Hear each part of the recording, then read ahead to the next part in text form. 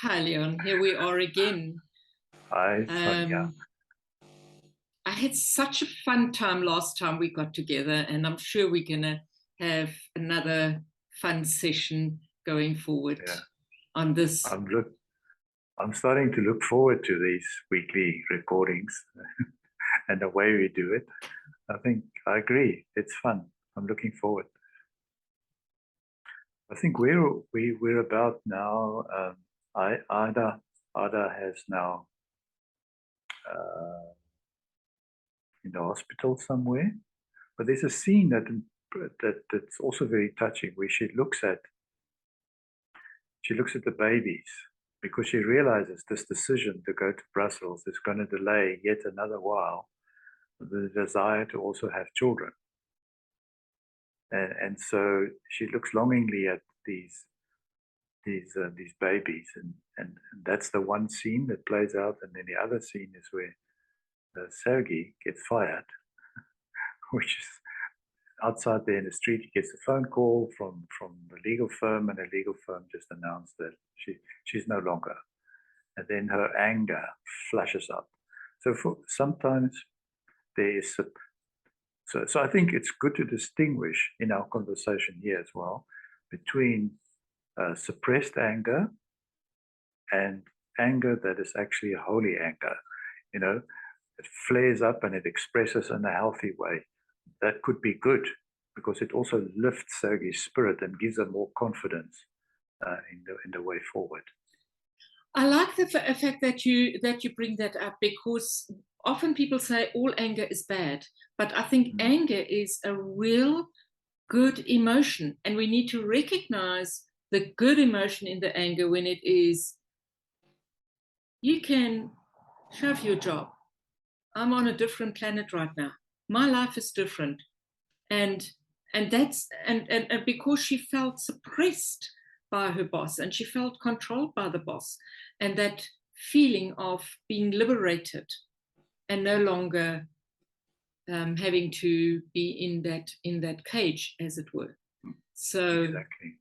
Yeah, so that is really, so as we know, it started off with playing the surrogate for surrogate father or husband for her mother. So that started off in the first episode. And then it perpetuated through her relationship with the boss, because also pleasing the boss all the time, tippy-toeing around them, keep everyone happy. Maybe that's also the turmoil of and causing her physical symptoms of illness. And so it's so important that we also address anger and how anger needs to be dealt with when it comes up in our experience. Absolutely. And Sergei finds out that her cancer is in remission, but she gets very, very clear advice that she needs to keep on taking her medication. And that is paramount, because it goes together with Zamat saying in the beginning, this is not a medical treatment. Yes, we have success in feeling better, etc., but I'm not going to replace your medical treatment. And then Sergei decides, I'm feeling so good, and actually does not heed this advice.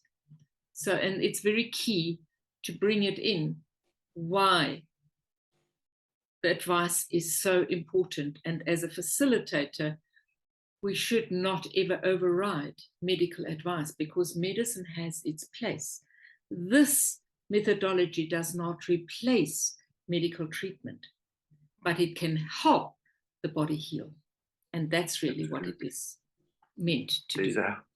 That there's a healthy relationship between your inner work and science, let's say it in that way. It needs to be in a fine equilibrium. Our work is not about denying science and a medical fraternity, not at all. We are partners in the same objective, and that is to improve, to heal at all aspects, not only physical, also emotional, every way, the experience of the client, to help support that process.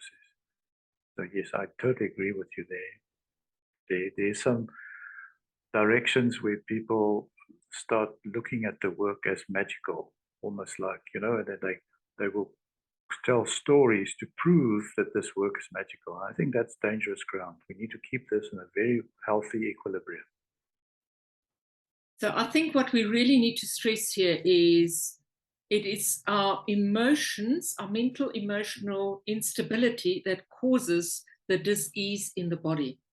And when we lift the burdens and we mentally and emotionally become liberated, our body is just going into a phase where the self-healing in the body can occur. So our bodies are designed to self-heal.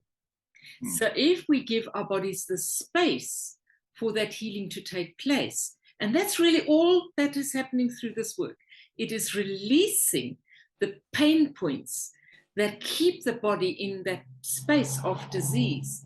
It is lifting that pain point, allowing the body the space to heal. And I think that is very important to bring across, because it is not a standalone healing methodology.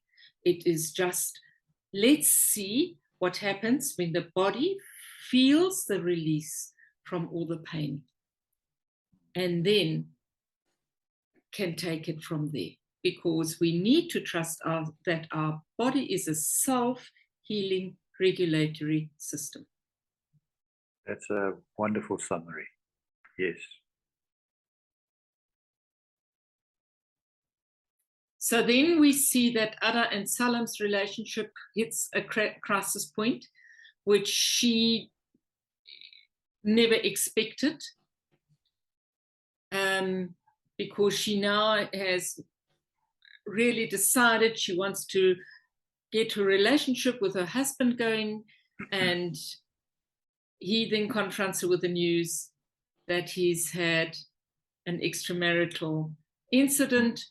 And for Ada, this is total betrayal, because that's the one thing that she never wanted to experience again, because that was how she left her relationship with Toprak. So Ada is spinning out of control and into this crisis, which brings us, if we living something over and over again, and the same cycle manifests itself in different ways, is it possible that the cause is from the past and we're not even aware of it? So, good idea to look at the episodes as they unfold and match the themes in the episodes also with the work that is done in the constellation field. So because that might be also interesting for the viewers. Let's see how it unfolds. I think I want to invite the viewers to leave their comments, ask questions, and then we can maybe get to those questions at some time. We can do a Q&A on the questions that the viewers leave for us. I think I'd be excited about that. And then, yeah, thank you for being here with me again today, Leon. Thank you. It's so positive because we come from such different points of view. And so I really, really appreciate this time with you. Again, I've thoroughly enjoyed it. Awesome. Thank you. Looking forward to our next time. Thank you. Absolutely.